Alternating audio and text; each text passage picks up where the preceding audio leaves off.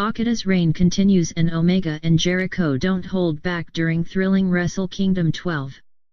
Over the last few years, New Japan Pro Wrestling's biggest annual show, Wrestle Kingdom, has built its reputation on otherworldly performances inside of the ring and payoffs for rivalries weeks, months, and often years in the making.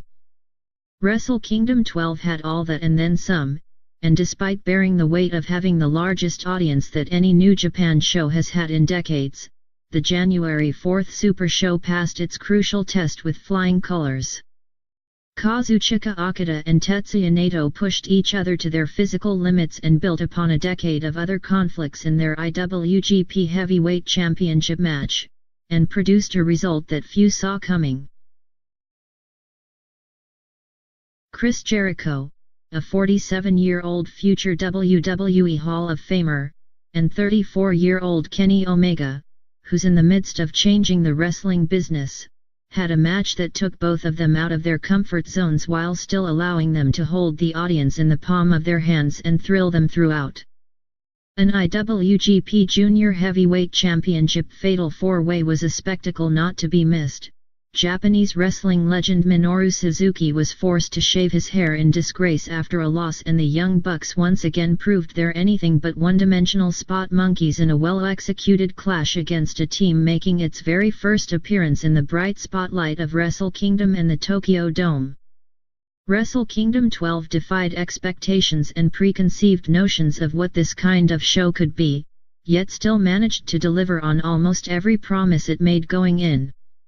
It is a bittersweet exercise, with such a show now in the rearview mirror, but there are plenty of memorable moments to take away from Thursday's effort. The stars seemed as though they had finally aligned for Naito heading into Wrestle Kingdom 12. After pulling himself back to the top of New Japan's heavyweight division as part of Los Ingobernables de Japón, Naito's personality and character changes pushed him in a direction that fans connected with in a big way. The biggest moment of 2017 came when Naito defeated Kenny Omega in the finals of the G1 Climax tournament that earned him a main event slot at Wrestle Kingdom and a shot at the IWGP Championship. Okada's reign as champion, which had just pushed him past the all-time records for longest individual IWGP heavyweight title reign and most total days spent as champion, seemed as though it was winding towards its natural end. Throughout the early stages of their match on Thursday, and especially towards the tail end of the match, much of the crowd seemed to be all but foaming at the mouth to see Naito right the last of his wrongs by beating Okada and doing it in the Tokyo Dome with the world title on the line. But it simply didn't play out that way. The match itself was a brilliant study in pacing and building upon past history in order to push the match to its boundaries. While Naito played around with Okada at the beginning of the match, as has been his MO over the last few years, the action got serious in a hurry and Naito soon left the foolishness behind. There were huge bumps on the apron and swings in momentum, but neither Okada nor Naito could push far enough to land a finisher. Once the finishers finally came into play, the closing stages of the match reached a dizzying and frenetic pace.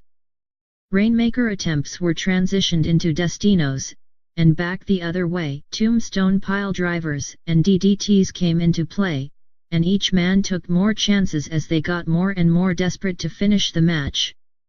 Ultimately, Naito's final attempt to chain together two Destinos turned into the perfect window for Okada to land a tombstone and a Rainmaker for the victory. It's hard to see where either Okada or Naito goes from here. And while there's precedent for difficulties in getting over that final hump at the top of the New Japan pecking order, it's easy to see why some would question what Naito has left to prove before he can be worthy of carrying the title as the clear number one guy. Okada's list of future challengers, outside of Omega, with whom he might owe a return match, also seems hard to figure out in this moment. Omega survives war of attrition against Jericho.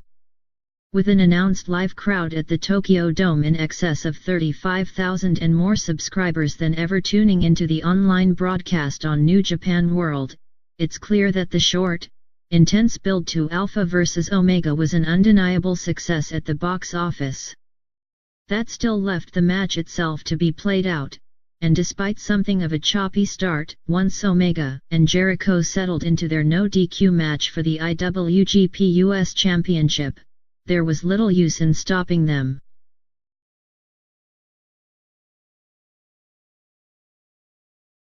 The match they ended up having was something of a fusion of their individual styles, which simultaneously put them out of their comfort zones and allowed them enough background to lean on. Omega went a bit crazy in the early going, as he made a lengthy leap from the top rope that destroyed the commentary table and took out commentator Don Callis instead of Jericho. While Omega was out of commission, Jericho took hold of the match and the crowd by attacking both referee Red Shoes Uno and his son, who is also in the New Japan system, the latter of whom received a Walls of Jericho.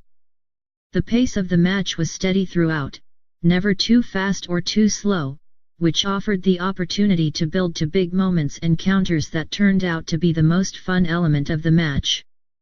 Every time Omega was down for more than 5 seconds, Jericho antagonized the crowd and kept them buzzing for the big things to come. Several moments from this historic match will stand out when it's looked back upon, including a top rope V-trigger that sent Jericho through a table, Omega getting busted open once again, Jericho's transition from the Walls of Jericho into a proper lion tamer, and the two drastically different one-winged angels that Omega hit to eventually secure the victory. Both men gave every ounce of themselves to make this match, and never was that more clear than when Jericho took that second one-winged angel onto a steel chair. Was this the last we'll see of Jericho in New Japan?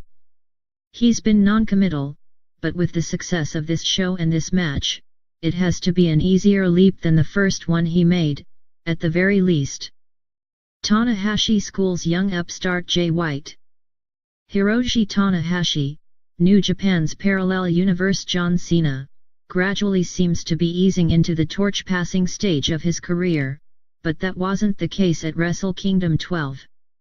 After returning from his excursion and being thrust into this big-time match, White was solid, but not spectacular, in his first time out on a Wrestle Kingdom, and that stood out quite a bit on a night where most everything else was excellently done.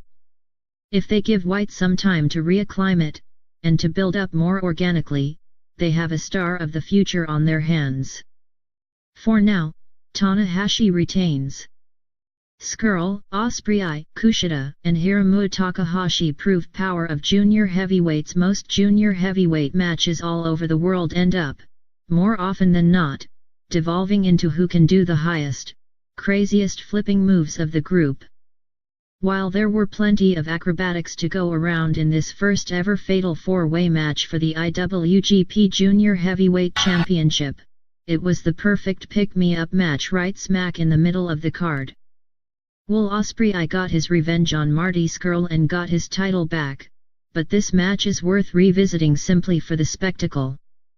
Cody and Kota Ibushi help set tone for Wild Night. There's a certain segment of wrestling fandom that dismisses most guys who come out of the WWE system as sub-par when compared to the indie sharpened skills they're typically attracted to. This was the case with Cody, who seemed to polarize the New Japan audience. When it became clear that Cody would face indie golden child Kota Ibushi, the complaints got louder. If Thursday's match between these two doesn't do anything to drastically alter those opinions, nothing ever will. Cody and his wife Brandi were the perfect heel tandem, even tricking Ibushi into thinking he'd hurt Brandi before springing a trap. Ibushi pulled out moves old and new to raise the implied stakes of the match, and even pulled out a rare Phoenix Splash to finish the deal.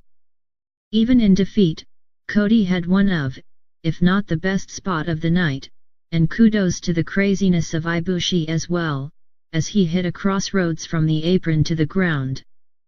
Minoru Suzuki loses never title and longtime signature haircut. Even at 49 years old, Minoru Suzuki exudes the most intense and frightening public persona in New Japan. He's able to draw that fear out of people, and part of his look for a long time has been the patterns he's shaved into his head and his patch of hair on the back of his head. as Hiroki Goto finally enjoyed a victory and peace of mind, taking home the never openweight title in the process. Suzuki Cut acquiesced and shaved his legendary locks in the ring before walking off in a huff. Sonata and Evil salvaged the day for LIJ. For the fifth straight year, the NJPW World Tag League winners took advantage of their title shots by going on to win at Wrestle Kingdom 12. The Los Ingobernables de Japón squad of Sonata and Evil salvaged an otherwise disastrous day for LIJ. The Killer Elite squad, Lance Archer and Davey Boy Smith Jr. seemingly had the match won in mere minutes, only for Evil and Sonata got enough time in the corner to recuperate and recharge. Young Bucks continue to extend records. Starting their 7th IWGP Junior Heavyweight Championship run was a special moment, but the Young Bucks found their biggest win of the night in how they matched up and helped drive a new team like Roppongi 3K to an entertaining opener. And to anyone who can watch Thursday's match and still say the Young Bucks can't sell, or work a body part, they're absolutely crazy. Beretta, Toru Yano, and Tomohiro Ishii survive Gauntlet, win 6-man titles. There was almost too much to follow in this match, but the short version of the story is that the trio representing Chaos entered the match third and hung on by Suzuki Gun, Taguchi Japan and finally the Bullet Club. New Japan Rumble kicks night off with feel-good story. Masahito Kakihara, the final entrant in the New Japan Rumble, won the pre-show match by last eliminating Ring of Honor superstar and Japanese favorite Cheeseburger. Kakihara, who performed for War, UWF, All Japan, and New Japan at various points in his career, retired in 2006 but still occasionally performed in subsequent years. Kakihara announced at the end of 2014 that he had cancer, but vowed to return to the ring and did just that inside of the Tokyo Dome to kick off the action at Wrestle Kingdom 12. In his moment of celebration, Kakihara donned a Yoshihiro Takayama t-shirt and urged fans to support Takayama in his time of need by donating to ongoing charitable efforts. Takayama was both a wrestler and an MMA fighter, where he's most well known for his legendary slugfest at Pride 21 against Don Frye. Takayama was paralyzed during a match for Japanese promotion DDT in May 2017, and while he's now breathing on his own, he's paralyzed from the shoulders down.